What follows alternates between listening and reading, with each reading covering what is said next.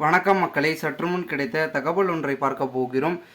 BJP PMK ADMK கூட்டணி உறுதி. எடப்பாடிக்கு வந்த திடீர் அழைப்பு, பாமகக்கு வழிவிட்ட அதிமுக.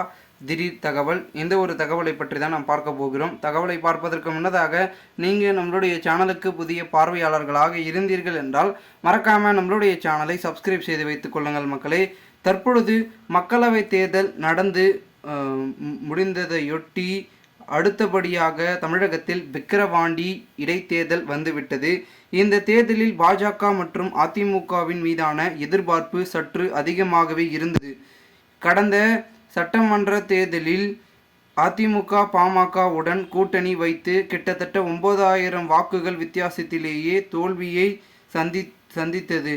ஆனால் இந்த மக்களவை தேர்தலில் பாமகவானது அதிமுக கூட்டணியிலிருந்து விலகி அதே சமயம் எம்டிஏ கூட்டணியில் அதிமுக விலகியது.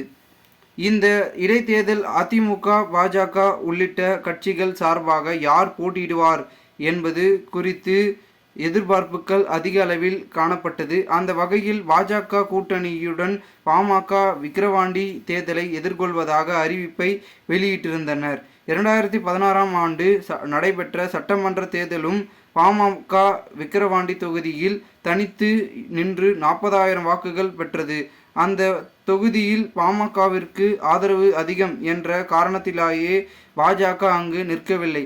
இதனை மையப்படுத்தியே அதிமுகவும் இந்த நேரத்தில் எதிர்கொள்ளவில்லை என்று பலரும் கூறி வருகின்றனர். அந்த வகையில் இது குறித்து காங்கிரஸ் மூத்த தலைவரான சிதம்பரம் தனது எக்ஸ் தளத்தில் பதிவு ஒன்றை போட்டிருந்தார். அதில் அவர் கூறியது, அதாவது பாமக இந்த இடைத்தேர்தலில் வெற்றி பெற வேண்டும் என்பதற்காகவே அதிமுக ஒதுங்கிவிட்டதாக கூறியுள்ளார்.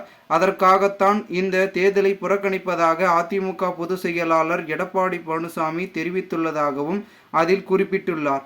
பாஜகவுடன் கூட்டணியில் இருந்த அதிமுகவும் பாமகவும் வெற்றி வழிவகை செய்கிறது.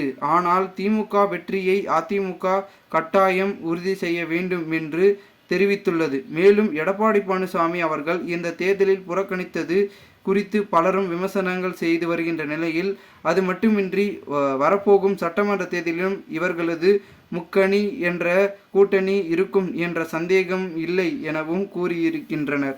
இந்த ஒரு தகவல் என்பது அரசியல் வட்டாரங்களில் பரபரப்பாக பேச்சுக்கள் பேசப்படுகிறதை நாம் காணொலியாக பார்த்து கொண்டிருக்கிறோம்.